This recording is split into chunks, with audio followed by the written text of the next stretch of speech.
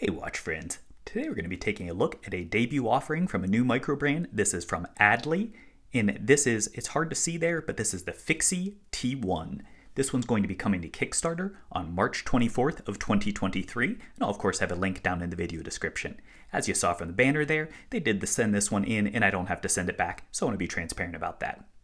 This, as you can see, is inspired by fixed gear bicycles, and we'll look at that theming as we go throughout the video. But first, let's go ahead and take an initial look at the packaging itself. Checking out the packaging, this comes in a quite large custom box. There's an outer slip cover, that's just plain. Once we slide that off, we can see the Adley text, and it does have nice embossing running the length. This is magnetic here in the front for that flap. Once we flap that open, and let's go ahead and set this aside, it is nicely foam padded in there, so good for transport. Then, once we get inside, we have this kind of wallet construction here for this. You can see the Adley branding on this as well. Again, a nice finish for that. This is Velcro. Then once we flap that open, we can see this has a full envelope inside. So you've got your bicycle theme in keeping with the case back. You have an extra strap. So we'll look at the gray one throughout, but then there's additionally this pink leather strap that this particular variant comes with. This one does have quick release spring bars, just like the silicone does, as we'll check out throughout. There is your warranty card. And then at the top, we have again, Adley branding. And then this has the Velcro pouch. Inside of here, this is where the watch itself actually shipped. And you've got a nice microfiber pouch that the watch ships in as well. It's nice packaging. Now that we have a better feel for how this ships, let's go ahead and take a look at the specs, and then we'll get a feel for what this is like to live with and look at it in varied lighting conditions. This comes standard with a 1-year warranty. The case is a little bit of a unique shape here. So coming at the top from roughly the 3 to 9, this is 39.9 millimeters. However, I went ahead and measured the underside as well, and that's coming in at 38 millimeters. So as you can see, it does kind of step down there. The lugs are a standard 20 millimeters. The lug to lug is another unique measurement here. This is coming in at 37.2 millimeters, which is very short.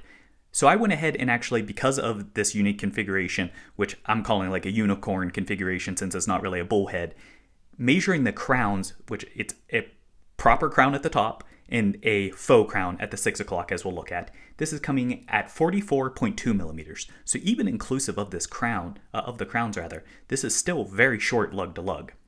The total thickness, it's initially going to seem on the thicker side. This is coming in at 13.8 millimeters. However, that is including this very highly domed crystal.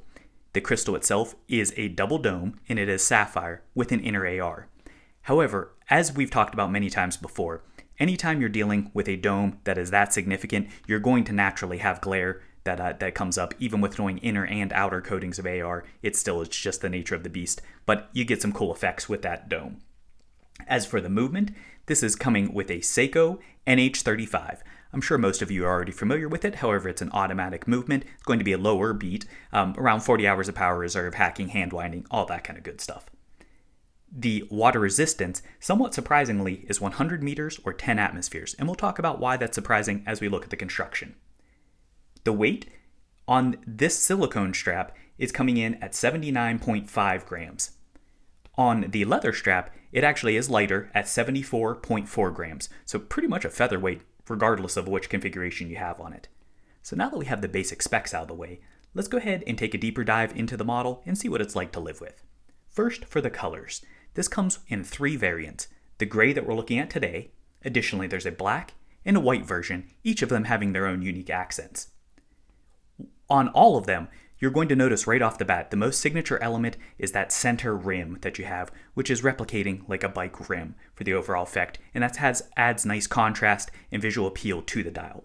The dial itself is going to be a satin finish, not quite matte, has a little more sheen to it, but it's on the matte side, kind of leaning that direction.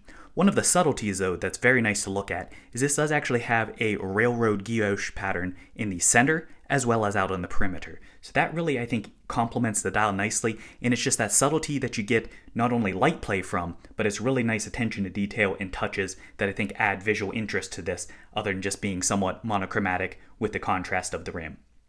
There is printing at the 12 o'clock position where you have the brand name, as well as very subtly, it's extremely inconspicuous, but you have the model name directly below that at 12 o'clock. Then down at the 6 o'clock position, you do actually have a line of text as well where it says automatic. And that is also very inconspicuous because, again, this is really close coloration. So it almost looks like a sterile dial with the exception of the Adley at the 12 o'clock position. As you move out to the perimeter, you can see getting beyond the railroad track, there is a rehot, and that does have your 5-minute markers all the way around there as well. And we'll look at that does have loom applied. As for the hardware, you're going to have a unique configuration for each of the handset. So for the minute hand, you have a skeletonized, and it has a Dauphine crease, so it has that like faceted look to that, and I think it's an attractive looking hand. It carries over in shape for the hour hand, though it loses the skeletonization. And then on the second hand, that is going to be somewhat of what I would describe as like a kickstand kind of effect there, and in an accent color. In this one, it's somewhat of like a salmon coloration, maybe a pink, in keeping with that strap. As far as the markers are going to be rectangles all the way around, with the exception of the 12 o'clock position, where it does have a trapezoid with the skinnier side pointing towards the top. As for the loom is one where I wouldn't expect to have your socks blown off. This isn't going to be a loom monster by any means. However, it's sufficient. For the overall style of the watch, this is not really intended, in my opinion, to be a particularly practical watch. This is kind of a fun one that we'll talk about as we go through. But this does have loom applied to both your hour and minute hand, as well as your markers, and even on the rehot, as we already talked about earlier. Shifting over to the bezel, this one is a fixed bezel configuration, and you can see it does have a chamfer cut. The finish is going to be blasted all the way around, so that's going to keep with the actual case itself, and you can see nice tight lines for that, and it flows nicely up to that highly domed crystal. As for the case itself, this is one of the most unique elements of this overall watch.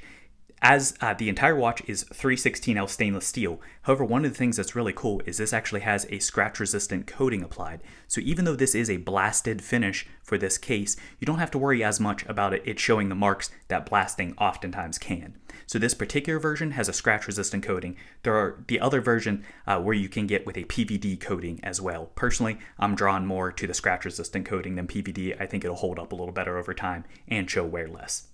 The aspects, though, that really get me with this is that somewhat concave shape. So it's not really a straight slope to that. You can see this kind of cuts in for that. And we already looked at the fact that it is skinnier at the bottom than it is at the top. So that's an interesting flare. And as we'll see on the wrist footage, this does wear interestingly as well. Additionally, as you go down towards the bottom, you can see this has a shape where it's almost like a flying saucer as far as the shape there. So it's kind of like up on a tripod with the lugs being tucked underneath, almost like a lugless design. Additionally, the lugs themselves, as we already looked at in the lug-to-lug footage, are extremely short. However, they have accommodated both of these straps without any issues, and actually strap changes were quite easy. With this one having a 12 o'clock, 6 o'clock, of course on the 3 o'clock side, it's going to be a direct replication. So you have that symmetry, nothing digging into your wrist if you're actually riding a bike with this as it's intended to do.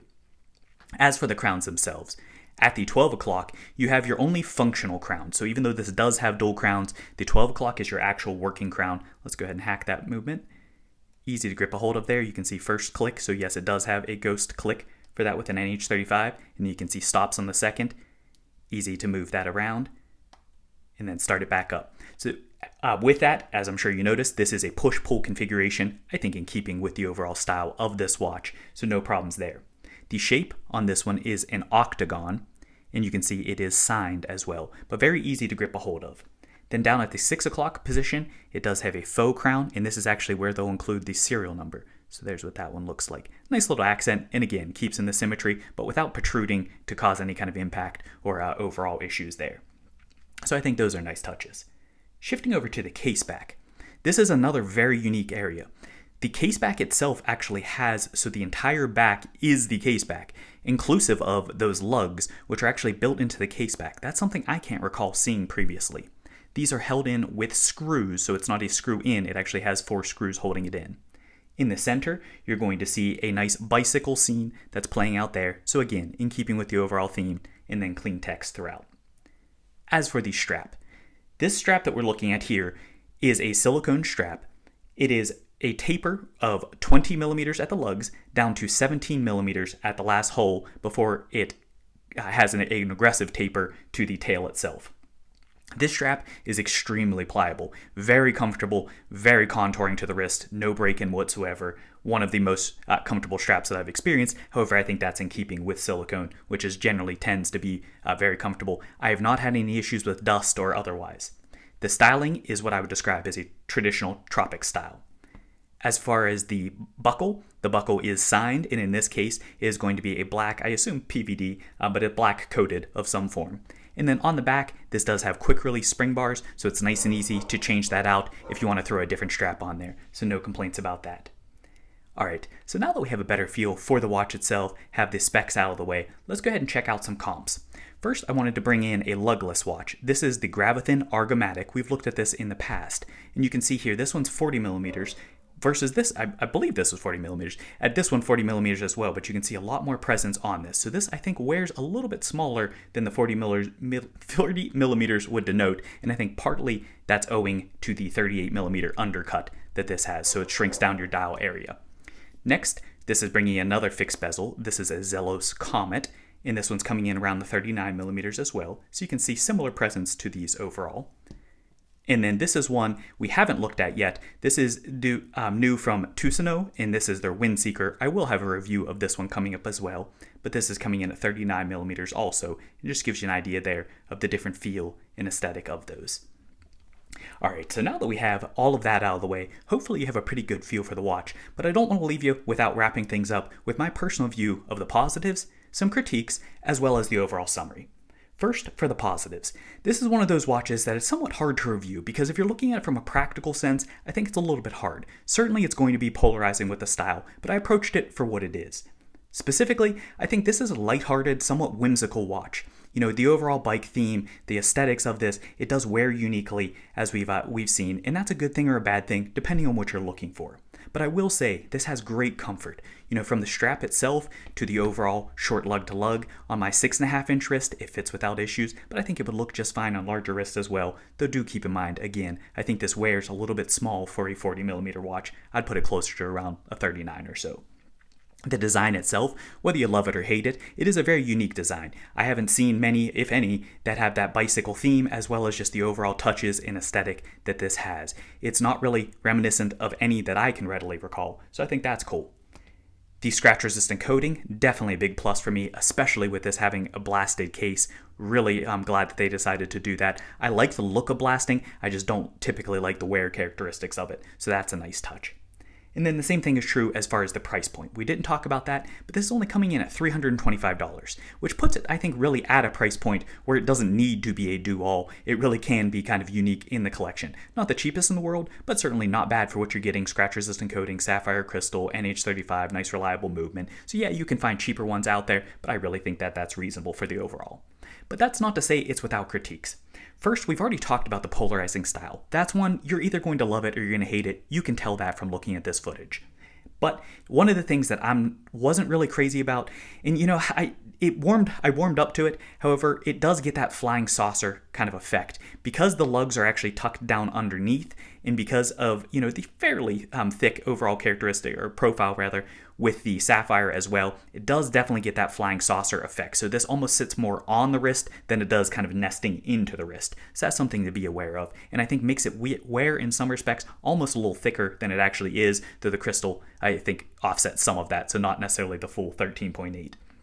The leather color, you know, as we've looked at, that leather color is, I think, a little bit questionable for this. I don't think many people, I like pink, don't get me wrong, but I don't think many people are going to necessarily want to wear that shiny pink. So I think for this particular variant at least, they could have probably picked a little less polarizing of a strap choice.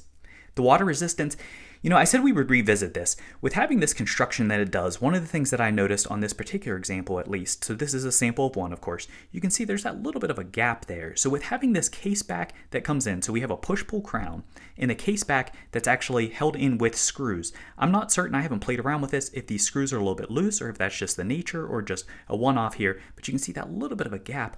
I'm somewhat dubious about the 100 meters of water resistance. You know, hopefully that is accurate, and obviously I can't validate or refute that one way or the other, but that is something that I noticed, so I wasn't certain if they can actually pull that off or not. I would have expected with this style more to be a 3 or maybe a 5 for 5 atmospheres of water resistance, not necessarily 10. So if they did accomplish that with this design, kudos to them. I think that's excellent.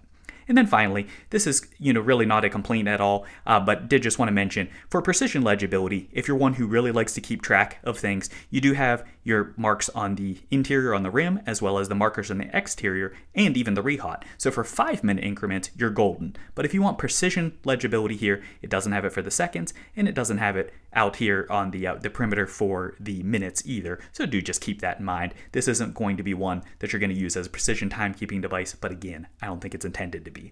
So where does that leave us?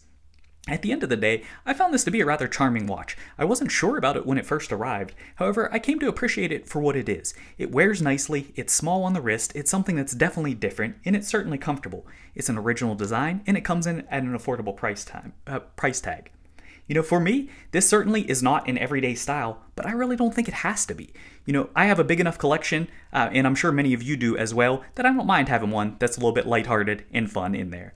So I hope this video has been helpful for you and you've enjoyed taking a look at this one. If you did like it, please do tap that like button. Additionally, if you haven't done so already, please give that subscribe button a tap. And as always, drop me a comment, let me know what you think. Which color do you like best? Is the style for you? Are you a unicorn fan or not? Thanks for watching.